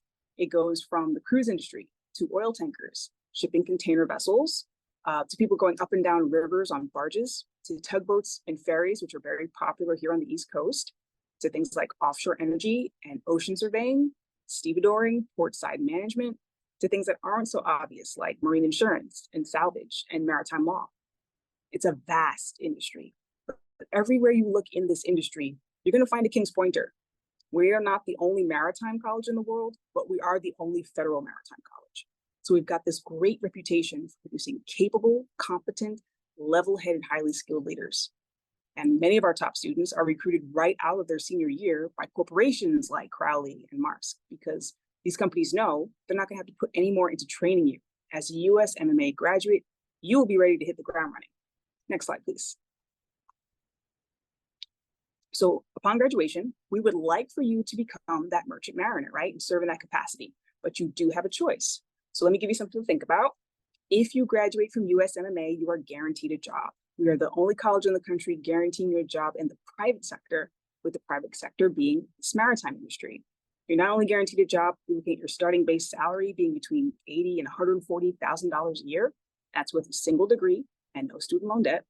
And many of our graduates, particularly the engineers, make well into the six figures right out of school. Next slide, please. SEER, everybody's favorite part of the program. So at USMMA, we give you the opportunity of traveling outside of the country as an undergrad. We call you midshipmen, and our mids see between 7 and 14 countries on average. SEER is the best paid internship study abroad program out there. So even if, as I said, you want to become that Navy SEAL or Army Ranger, pilot, or astronaut, you will do all those things through us. But while you're with us, you're going to sail the world, working on all types of ships. And this is the time during your time with us that you're going to be getting paid. You'll be making around $1,000 a month, either working with the engine crew on maintenance and repair, or on the deck side with the captain, taking care of navigation. Either way, you'll be gaining valuable experience and having the adventure of a lifetime. Next slide, please. So to give you an overview of the academy and the campus, we are located on 83 waterfront acres in New York. And that may sound like a lot, but it's really a small campus. So if you're looking for that small school feel or that small college experience, we might be the right fit for you.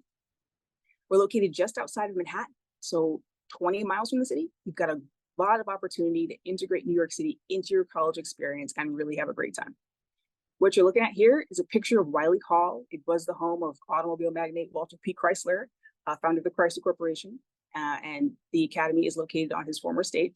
It now houses the office of our superintendent, Vice Admiral Noonian, and the Academic Center for Excellence, which is our in-house free tutoring program. Because we know you invest so much in becoming academically qualified and coming to the academy, we don't want you to feel unsupported. So there is free tutoring right here for every subject. Enrollment here is around 1,000 men and women across the classes. So it really is a very small school. 750 on campus at any given time due to that CER program, right?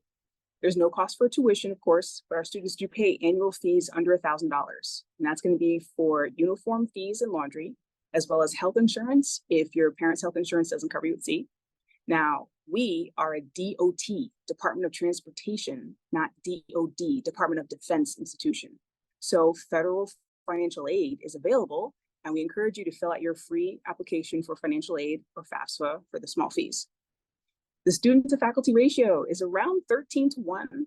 We keep those class sizes pretty small. And I like to say that's because we're not really for everybody. We've got this very focused curriculum because the academy is and was from its outset dedicating to serving and supporting this maritime industry, right? So it's a very specific industry, but with wide-reaching effects. Next slide, please. So when you strip everything else away, the regiment, the location, the work and service opportunities after graduation, we're one of the nation's leading engineering schools where you will learn how to design, build, and maintain ships and ship engines and how to work in the maritime industry. So we offer 5 majors, right? Marine transportation, maritime logistics and security, marine engineering, engineering systems, and engineering and shipyard management. So I can break that down, right? On the 2 tracks, either marine transportation or engineering. Marine transportation is going to be nautical science, ship operations, maritime business, cargo security, transportation security, and port security, supply chain management, international business, intermodal systems, transportation management, and logistics. And then engineering, that's going to be all operations of shipboard main propulsion plants, right? So your steam, diesel, and gas turbine engines. All the auxiliary systems like electrical and HVAC and hydraulics. Maintenance and repair. Naval architecture falls on this side of the house, as well as systems integration and design, management, and IT. Now, like the vast majority of the colleges in our area, like NYU and St. John's and MIT and Vassar, we compete at Division III for our sports.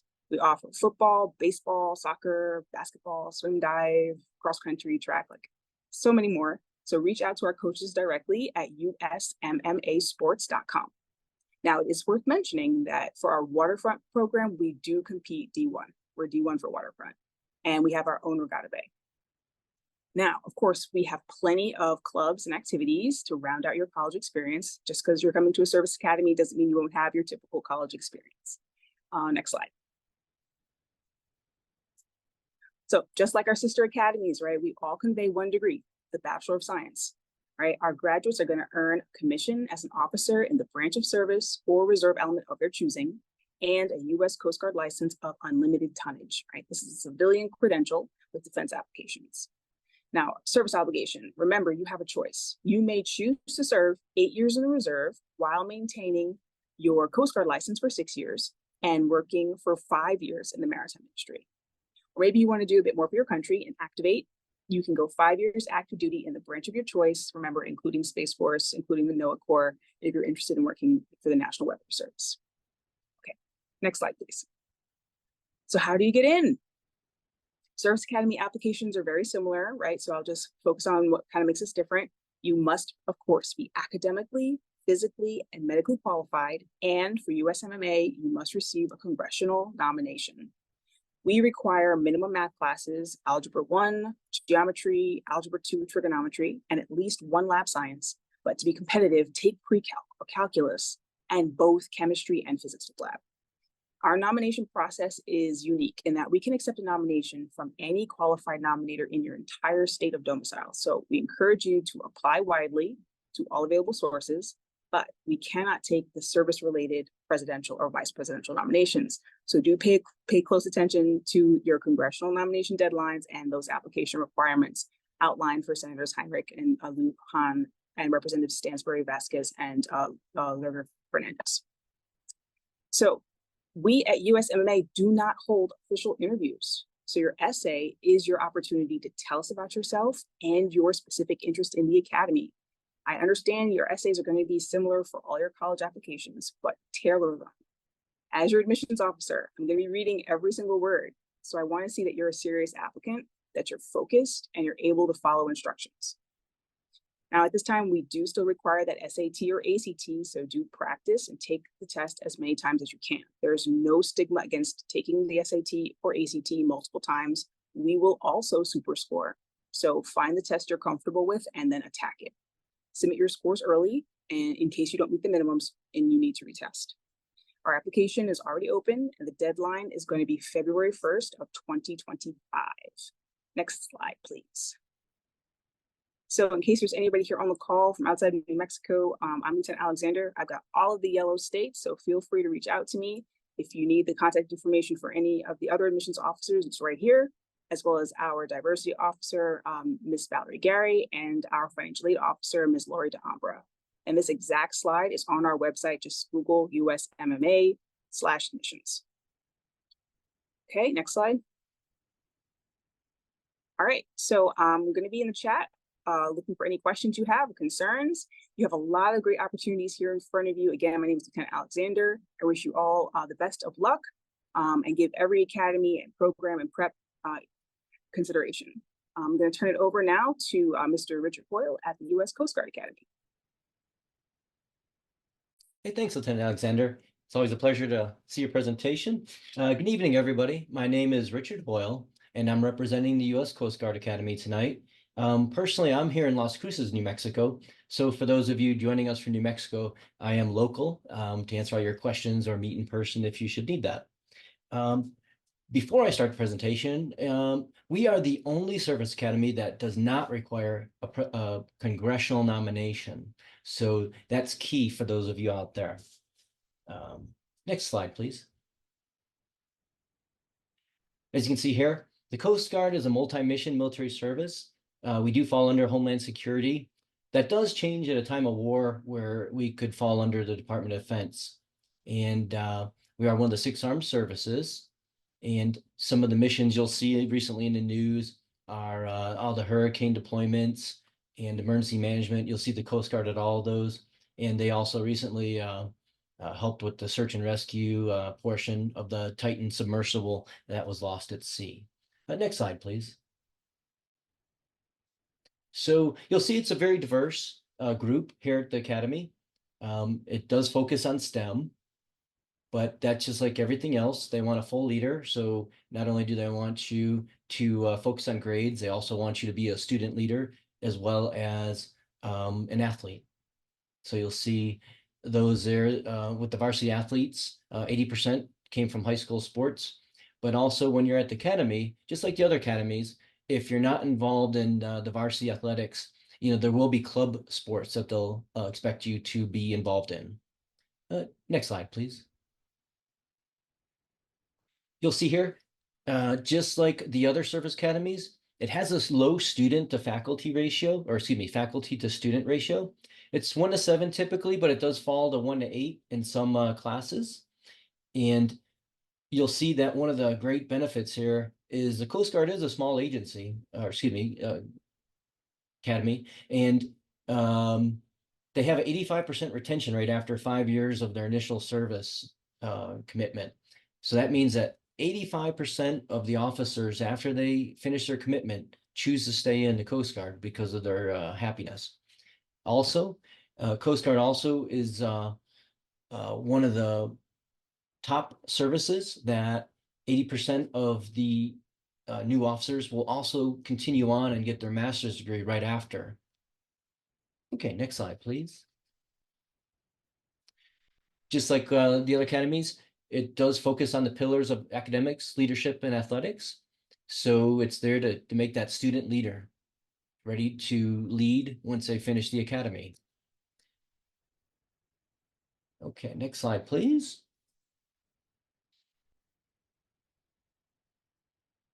On the left, you'll see the different types of degrees. And on the right side of this slide, you'll see the different missions for the Coast Guard. And I'd mentioned the Coast Guard is a small service, and I wanted to just expound on that a little bit. The Coast Guard has approximately 43,000 active members and 7,000 reserve members. This means it's a small family when you compare it to some of the other services. If you're looking for a small family type service, the Coast Guard is where you'll find it. In comparison, the U.S. Army is about 12 times larger, with approximately 482,000 active duty members, 176,000 reserve members, and 329,000 National Guardists. In comparison, the Navy is about 343,000 active members, and the Marine Corps is 186,000 active members. So you can see, once again, the Coast Guard at 43,000 is a very small service, but that also means the family environment is there. So that is something to look at. The motto of the Coast Guard is Semper Paratus, which means always ready. Next slide, please. Here's some of the basics about the Coast Guard. And one of the main things the Coast Guard has that the other services do not, is at the bottom of the slide, you'll see CGC Eagle. That's the U.S. Coast Guard Cutter Eagle. It is the only sailing ship in the world, or I should say in the U.S. Military, that still sails instead of using engines. So they designed this to go back to the basic roots of learning basic seamanship, navigation, team building, and leadership skills. And the Coast Guard cadets will be involved with missions on Coast Guard Cutter Eagle every year of their academy experience. From beginning the missions, the basic missions and learning of the seamanship abilities when they start, to actually leading the crew in their final year. Next slide, please. Once again, this is just some expectations or some overviews of what a cadet could expect to see. So you'll see as a new classman, 7 weeks in the SWAB summer, 1 week on the Eagle, learning the basics of seamanship. And then next year, they'll have a little bit more leave, but you'll see they also have 6 weeks on the Eagle now. And then in their junior or third year, you'll see that they go into other programs there, where they can actually go to be cadre, helping out. And some of the aviation training starts. And then the last year, that's when they start their internships with actual Coast Guard active duty units. And once again, they could have more experience on the Coast Guard Cutter Eagle. Next slide, please. So this is a representation of some of the varsity sports on the left. In the middle, some of the clubs, and then on the right, some of the recreational intramural activities. Give you a second to look at that. And once again, it is Division III, just like the Merchant Marine Academy. Next slide, please. So a day in the life. Once again, you'll see that each of the academies have a rigorous training schedule that's designed to put stress on the student or the cadet and develop them as a leader to perform under those conditions, as well as give them a world-class education and leadership experience. Next slide, please. So this is Lieutenant Junior Grade Tony Lee. He just left the Admissions Academy area for our area, and I put into the chat who the new representative is, a new Lieutenant Junior Grade. And some of the things that I wanted to just expound upon is, just remember, we're the only service academy that does not require a congressional nomination. We don't talk much about the flight school for the Coast Guard, but the Coast Guard does have a lot of pilots, and they're involved in all the different missions. They may not have fighter jets like the other services, but it is an essential part of the aviation program for the service. Let's see. I will be followed. I'll also be on here afterwards if you have any questions or need any additional information, but I will be followed by New Mexico Military Institute Lieutenant Colonel Adam Villegas. And thank you for your attention tonight. Good evening, everybody. Lieutenant Colonel Villegas, how are you? Thanks for hanging in there, and congratulations to all of you students looking to pursue an academy. We are New Mexico Military Institute, and we're located here in Roswell, New Mexico. Next slide, please. So here at the Institute, there's a couple ways to go. We are a 4-year high school and a 2-year college. We're also a preparatory school for all of the academies. If you are selected to go to academy, congratulations. You may be selected to be sponsored, which we call them scholars. If you become a scholar, we bring you in a couple weeks early, calling for you to have academics called fast track. Fast track, yes, it's 2 weeks earlier than most, but we bring you in to get you a solid foundation of all of the classes listed on the bottom right of the slide so that you have a phenomenal opportunity or greater chance to go to the academy. Next slide, please.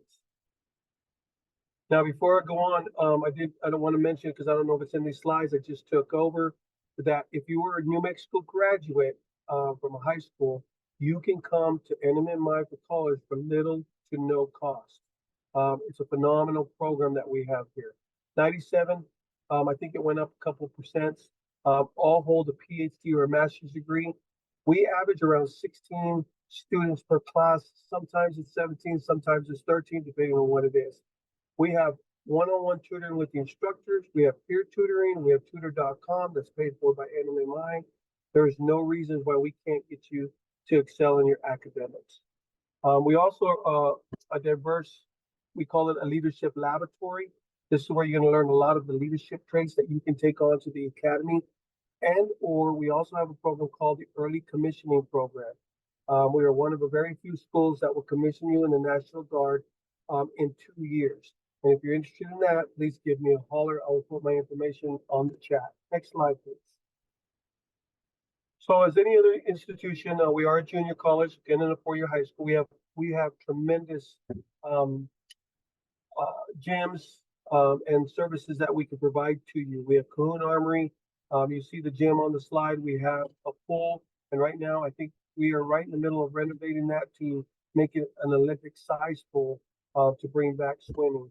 Of course, on the bottom right, we have all of the activities we call them. It's a lot to list. I think there's probably 38 from academics, Chem Club, Calc Club, all the way up to the Speed Club. All right, next slide, please. So this is the 4 weeks you come in early. This was last year. We break at NMMI right before Thanksgiving, and we don't come back until January. So we do have a short semester. It's pretty packed, and then we come back in January, and of course we end in May. Next slide, please. Those that want chapel services, we have a counseling center that's phenomenal. We have Protestant Catholic services. If you have a denomination that is not offered at NMMI, we will provide you transportation to whatever service that may be. Next slide, please. Now, why NMMI all preps participate? We participate in a lot of different activities. Now, we call them preps. We have scholars, which are Service Academy sponsored preps from each of the academy. And I apologize, Coast Guard, we don't have any of representing this time, but we have all the other academies that are scholars, meaning they didn't quite make it into the academy, but they are being sponsored by the academy to come here to prepare them academically or physically so that they can go on to their appointments. Now, we also have what's called self-preps. Self-preps are those that didn't get a nomination, didn't get an appointment. You can come to NMMI, be part of our program, so that if you want to apply again, we will help you get that application process started again and get those academics up or your physical fitness. Again, little to no cost for anybody from New Mexico. Now you have a bunch of stuff. We just renovated the bowling alley. There's some of our preps in that picture. We just started this last year. It is top of the line bowling alley. So if you come here, be prepared to be on a team to compete. All right, next slide, please. Athletics, we are a junior college, so we do provide baseball, football, basketball, tennis, golf, cross country, volleyball. Now, we do have some athletes that are in volleyball right now that are going either to the Navy or the West Point that are sponsored. So we would like to get more of those to help them get their academics up so they can go to the academies. Next slide. Okay, so New Mexico, you come to little to no cost. We say little to no cost because we don't know the financial background, but we also have 180 scholarship platforms. We have that's diverse. And so we say little to no cost because we can try to find those scholarships. If you're super academically strong, we have the legislative, we have the opportunity. We have demographics. We have just tons of opportunities to come where it's not going to cost you, if anything, depending on who you are, to come to this school. We also have, if it comes down to, you get people from outside of state, we have the federal state Pell Grants. We also, if your parents are military and they want to do the GI Bill, see if you qualify, give us a holler. Next slide, please. This is my information. I will put it on the bottom of the slide. I know it's a lot. Thank you guys, for all of you, for hanging in there. I know it's a long night, but if you have any questions, feel free to reach out to me. If I can't help you with anything, we will get somebody on this participants that were on here to find that right answer. I'll be on board for a few minutes so you can answer any questions, and I appreciate everybody's time. Thank you so much. And again, congratulations on a phenomenal opportunity. Thank you, sir.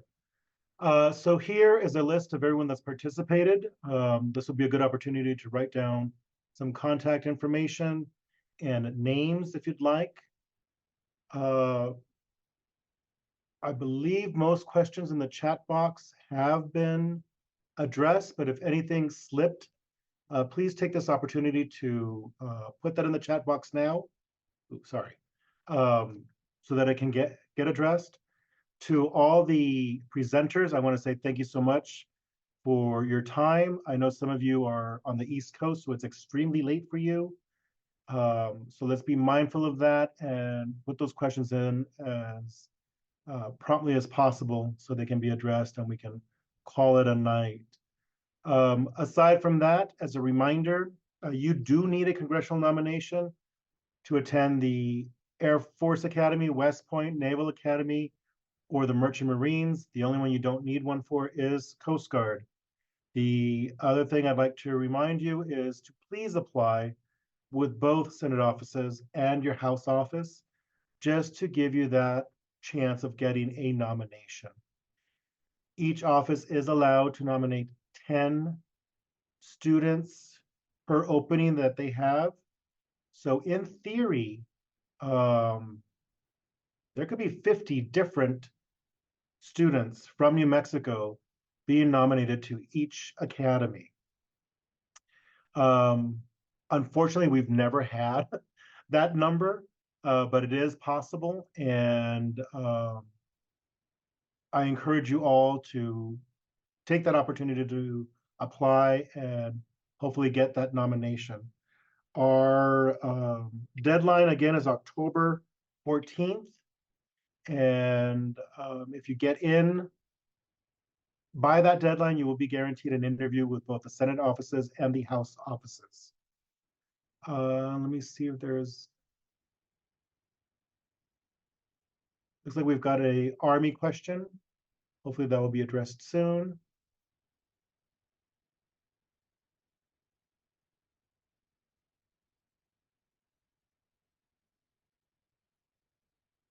Right from there, we'll just give it a couple more minutes to see any more questions pop up. Other things to point out or share with those of you that are still on. For your letters of recommendation, please make sure that you are reaching out to individuals that will take the time to fully write out a letter of recommendation, and select individuals that know you and can speak to your character, to your qualifications, to who you are as an individual. We have had situations where folks might reach out to an elected official who doesn't know that person, and they end up getting a very generic, short letter recommendation, which does not help you at all. What carries more weight is that letter recommendation that tells us who you are, what you're about, and why you deserve to attend an academy. And for those of you that are still on, I do want to commend you for taking the steps to set your foundation for your future. It's extremely impressive. It says a lot about you, your character, and how you've been brought up. Attending a military academy is not easy. It's for the best of the best. So if you are accepted, take great pride in that. If you do not get an offer or a nomination, as was just mentioned, Always look into a prep school to give you the tools necessary to go ahead and reapply and hopefully get that nomination and then a offer. And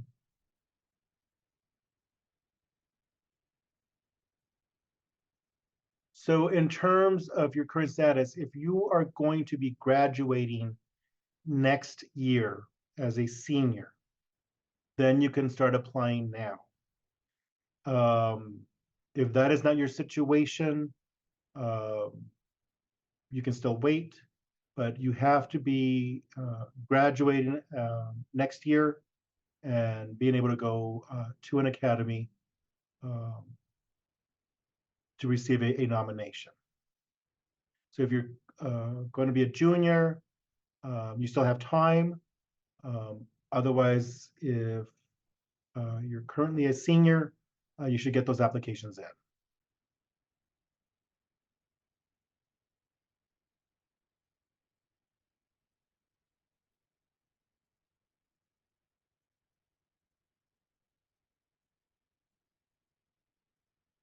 And I'm going to hold out for 1 more minute. To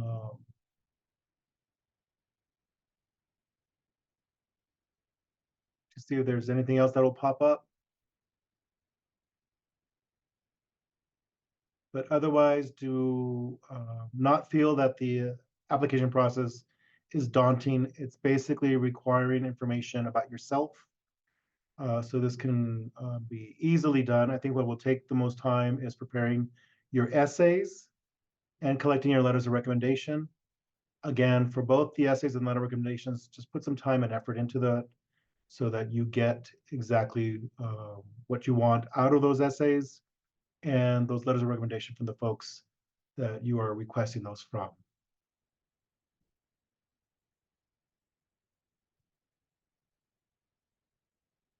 Oops.